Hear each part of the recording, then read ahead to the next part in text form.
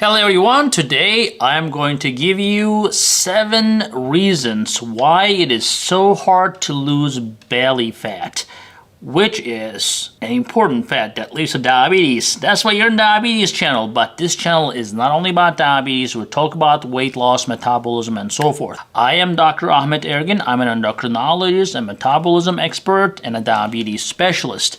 So let's dive into why it is so freaking hard to lose this damn belly fat. Now, number 1, the belly fat is actually a hormonal gland. Yeah, you heard it right. It is actually the fat cells in our body, especially the belly fat, the visceral fat we call this, which is the fat around your organs that are pushing out from your belly. The visceral fat actually works like a hormonal gland. They secrete a lot of enzymes and cytokines and proteins that actually creates insulin resistance.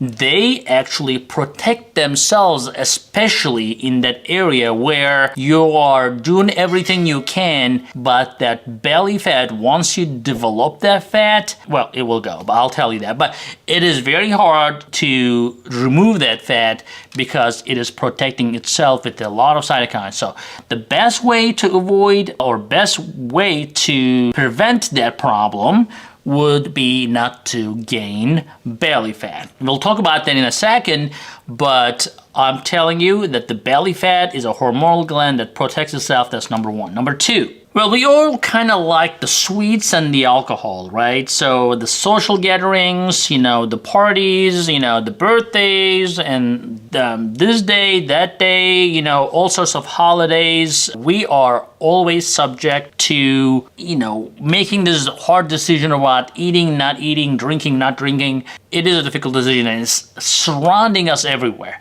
So every time you say, oh, it's a one time and it's not gonna hurt me, it's gonna hurt you. And that thing that you eat, the alcohol and any sweets, any carbs, goes right to your belly. Your belly fat will accept it graciously and will not let it go. So that's number 2. Well, it's number 3. Low estrogen levels lead to belly fat. So no wonder my office is full of postmenopausal women trying to understand why they're gaining weight although they have not changed anything in their life. And I don't blame them, because when the estrogen levels go down, unfortunately your body shifts the weight from your buttocks and from your thighs to your belly.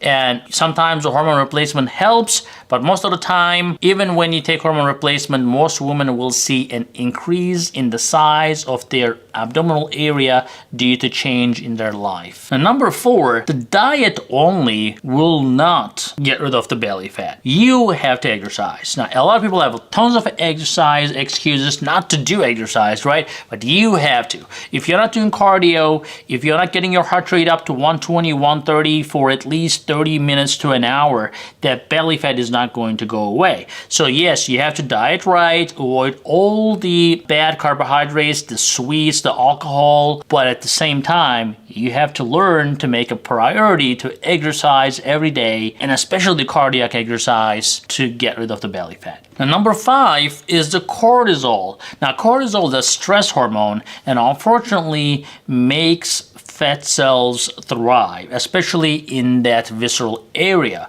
in the abdominal area. So if you're stressed out, or if you just stress about everything, or if you just have a difficult life, that's just not going to help you to get rid of the belly fat. So do some relaxation, do some yoga, do something that will relax you, and try to avoid stressful situations.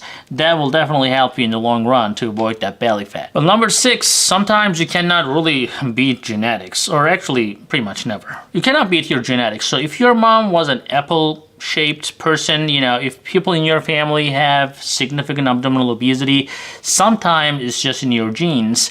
And don't just be frustrated because everything you did I said, and you still didn't lose everything in your belly. You will lose it, but you may still retain some, and that may be just simply genetics. And lastly, and most importantly, the added sugars. Now, most people think that they have a great diet, but they don't mind putting all sorts of ketchup on their food, for example. Well, these ketchups are full of added fructose and sugar that you may not be aware of. So every time you consume a food, try to make a habit of looking at the nutritional facts. Especially high fructose corn syrup is heavily used in the United States, in many developed countries as well, and there is great evidence that the fructose, especially those high fructose corn syrup, not the fructose from the fruits, but these processed fructose goes to your liver, gets trapped, and turns into fat immediately. So you need to make sure that you are staying away from everything that is processed that gets on your table. So guys, I hope this helps, and I hope you like this video. Give a thumbs up, share, and we'll see you in the next video. Hey guys, I hope you're enjoying this channel so far, and I hope you subscribed already. If you didn't, do it. And if you did, watch this video right there. I think that will help you too.